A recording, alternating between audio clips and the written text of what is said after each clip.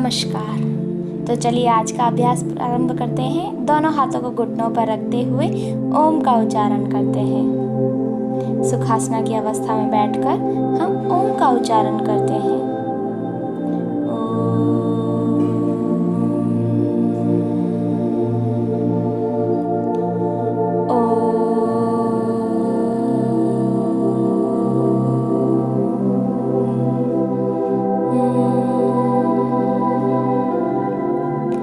अब धीरे से अपनी आंखों को खोलेंगे।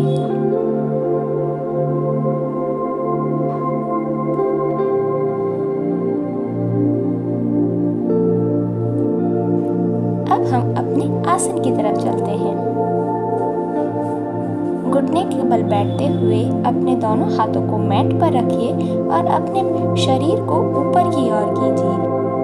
अब अपने राइट पैर को आगे की ओर लाइए और अपने राइट हाथ को अपने पैर के पास लेके जाइए। अब हम अपने राइट पैर को ऊपर की ओर करेंगे। जैसा कि आप स्क्रीन पे देख सकते हैं कि हमने अपने पैरों को किस तरीके से रखा हुआ है और अपने हाथों को किस तरीके से मैट पे रखा हुआ है। दोनों हाथों में गैप है और एक हाथ आगे की ओर, एक हाथ पीछे की ओर रखा हुआ है। जो घुटना हम मोड़ेंगे वही हाथ हम पीछे की ओर रखेंगे। यह आसन अधोमुखो स्वनासन का एक वेरिएशन है। इस आसन को करने से हमारे कोर को टोन करता है। ये आसन हमारी हड्डियों को मजबूत करता है। ये आसन बीच में थोड़ा रेस्ट लेते हुए हम फिर से इसी अवस्था में आ जाएंगे। अपने एक पैर को आगे की ओर करते हुए घुटना मोड़ के ऊपर की ओर पैर करना है और अपना एक हाथ मैट पर आगे की ओर और दूसरा हाथ हमारे पीछे की ओर है। जैसा कि आप स्क्रीन पे देख सकते हैं कि हमने अपने हाथों को किस तरीके से गैप में और आगे पीछे रखा हुआ है। ध्यान दें, हमें अपने पीछे वाले घुटने को बिल्कुल भी नहीं मोड़ना है। अब हम ये आसन अपने अगले पैर पे करते हैं, यानी लेफ्ट पैर पे।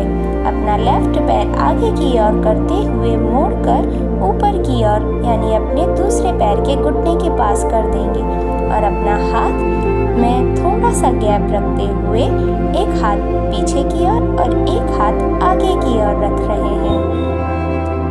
इस आसन को करने से मस्तिष्क में रक्त के प्रवाह में सुधार करता है। ये आसन भुजाओं को मजबूत बनाता है। ये आसन शरीर की मुद्रा में भी सुधार लाता है। ये आसन, इस आसन में हमें कई बेनिफिट्स मिलते हैं। अब हम थोड़ा सा रेस्ट ले लेते हैं। रेस्ट के बाद हम फिर से इसी अवस्था में आ जाएंगे। दोनों हाथों और दोनों पैरों को अपनी पोजीशन में रखते हुए इस आसन को हम थोड़ी देर और निरंतर रखेंगे। आसन करते समय हमें अपनी सांसों को बिल्कुल भी नहीं रोकना है। यदि आप अपनी सांसों को रोकते हैं तो आपकी बॉडी टेंस हो जाएगी। तो ध्यान रहे, हमें अपनी सांसों को नॉर्मली लेते रहना है। किसी तरीके का कोई प्रेशर हमें अपनी सांसों पर नहीं डालना है। अब हम अपने अगले आसन की तरफ चलते हैं। मैट पर बैठ जाइए। सुखासना की अवस्था में बैठते हुए हम अपने घुटनों के बल मैट पर बैठेंगे। अपने एक पैर को आगे की तरफ लाते हुए अपने घुटने को मोड़कर मैट पर पीछे की ओर लाएंगे, यानी हमारा एक घुटना पीछे की तरफ और दूसरा घुटना आगे की तरफ होना चाहिए। और अपने दोनों हाथों को मिलाते हुए हमें बॉडी को एक साइड से झुकाना है। जैसा कि आप स्क्रीन पे देख सकते हैं कि हमने अपनी बॉडी को किस तरीके से और कितना झुकाया हुआ है। बीच बीच में थोड़ा रेस्ट लेते रहे और फिर से इसी अवस्था में आ जाएंगे हम। यह एक गोमुखासना का एक वेरिएशन है। इस आसन को करने से साइटिका का इलाज होता है। हाई बीपी का भी इलाज करता है ये आसन। हाई बीपी वाले यदि ये आसन नियमित रूप से करते हैं तो उन्हें बहुत फायदा मिल सकता है। ये जमे हुए कंधों को भी ठीक करता है, रीढ़ की हड्डी को भी बढ़ाता है, साथ ही साथ खराब मुद्रा को भी ठीक करता है ये आसन। अब हम अपने दूसरे पैर पे ये आसन करेंगे, यानी कि जो पैर हमने पीछे की ओर किया था अब वो हम आगे की ओर करेंगे। बैलेंस बनाते हुए दोनों हाथों को ऊपर की ओर ले जाइए और जोड़ दीजिए और बॉडी को दूसरी साइड से झुकाइए। जैसा कि आप स्क्रीन पे देख सकते हैं कि हमने किस तरीके से अपने बॉडी को झुकाया हुआ है। यह आसन हमारी चिंता और तनाव को कम करने में बहुत लाभकारी है। यह हमारी किडनी को भी उत्तेजित करता है। पीठ, कूल्हे, टखनों, कंधों, जांघों, भीतरी बगल और छाती की मांसपेशियों को बहुत मजबूती देता है ये आसन। इस आसन को करने से हमारे शरीर के काफ़ी अंगों को बहुत अच्छा बेनिफिट मिलता है। जितना ही ये आसन करने में सरल है उसके बेनिफिट्स ही उतने ज़्यादा हमारे शरीर के लिए है। नॉर्मली सांसों को लेते रहिए। अब हम अपने अगले आसन की तरफ चलते हैं। मैट पर बैठ जाइए। वज्रासन की अवस्था में बैठते हुए हम अगले आसन की तरफ चलते हैं। अपने एक पैर को आगे की ओर कीजिए और एड़ी को थोड़ा सा ऊपर कर दीजिए। आप देख सकते हैं कि हमने अपनी दोनों एड़ियों को थोड़ा थोड़ा ऊपर कर दिया है। अपना एक पैर अपने शरीर के नीचे और दूसरा पैर मोड़ते हुए मैट पर रख दिया है और अपनी एड़ी को ऊपर कर दिया है। हमने अपने दोनों हाथों को अपने दोनों घुटनों पर रख दिया है। बैलेंस बनाते हुए हम अब अपने दूसरे पैर पर ये आसन करेंगे। यह आसन मस्तिष्क को शांत करता है और तनाव और चिंता को भी दूर करता है ये आसन। ये हमारे लीवर, किडनी को भी उत्तेजित करता है। अब हम ये आसन अपने दूसरे पैर पे करेंगे। अपने दोनों पैर के तलवों पर अपना शरीर का भार रखते हुए अपने दोनों घुटनों को मोड़ देते हैं। ये हमारा पाचन में सुधार करता है ये आसन। जांघों को मजबूती देता है ये आसन। साथ ही साथ हमारे मस्तिष्क को भी शांत रखता है। इस आसन को हम थोड़ी देर और निरंतर रखेंगे। अपने पैरों पर बैलेंस बनाते हुए दोनों पैरों की एड़ियों को ऊपर कर देते हैं और अपने दोनों हाथों को अपने घुटने की ओर और अपनी कमर को सीधा रखने की कोशिश करेंगे। हमें अपनी बॉडी पर किसी तरीके का कोई एक्स्ट्रा प्रेशर नहीं डालना है। नॉर्मली सांस लेते रहिए और आसन को करते रहिए। थकान को दूर करने के लिए हम थोड़ी देर हम रेस्ट करेंगे, यानी हम अपने बॉडी को थोड़ा आराम देंगे। थकान दूर होते ही हम फिर से इसी अवस्था में आ जाएंगे। पैरों के बल पर अपनी बॉडी को एडजस्ट करेंगे और घुटनों को मोड़कर एक घुटना मैट पर और दूसरा घुटना ऊपर की ओर। जैसा कि आप स्क्रीन पे देख सकते हैं कि हमने अपना एक पैर मोड़कर पीछे की ओर अपने शरीर का भार अपने बॉडी के तलवे पर रखा है।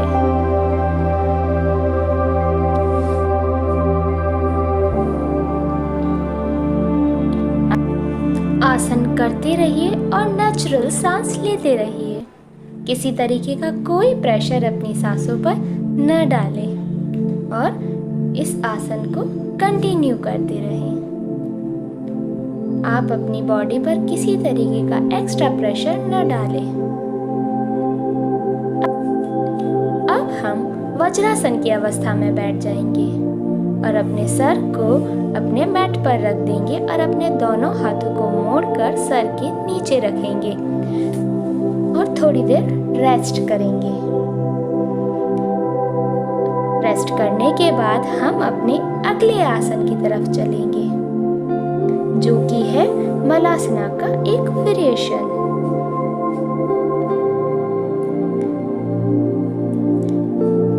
अपने दोनों पैरों के बल पर बैठ जाएंगे। आप देख सकते हैं कि हम किस तरीके से हमने अपने दोनों पैरों के ऊपर अपने बॉडी का भार रख दिया है और हमने अपने दोनों हाथों को आगे मैट पर रख दिया है और अपनी कमर को सीधा रखा है।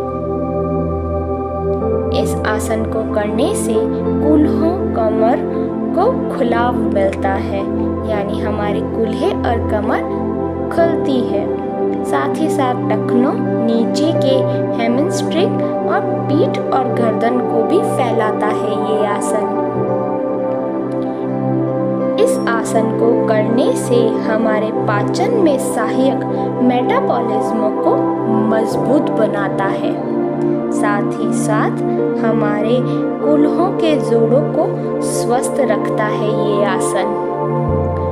प्रसव योग के लिए आदर्श है ये आसन।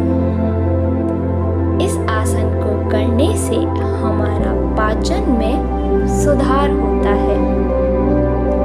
नॉर्मली सांसों को लेते रहिए और आसन को कंटिन्यू रखिए। ये आसन जितना ही करने में इजी है, उतना ही इसका फायदा हमारे पेट के लिए बहुत है। नॉर्मली सांस लेते रहिए और इस आसन को कंटिन्यू करते रहिए। जितना हो सके उतनी देर इस अवस्था में रहने की कोशिश कीजिए। अब हम अपने अगले आसन की तरफ चलते हैं। मैट पर लेट जाइए। यह एक शवासना की अवस्था है।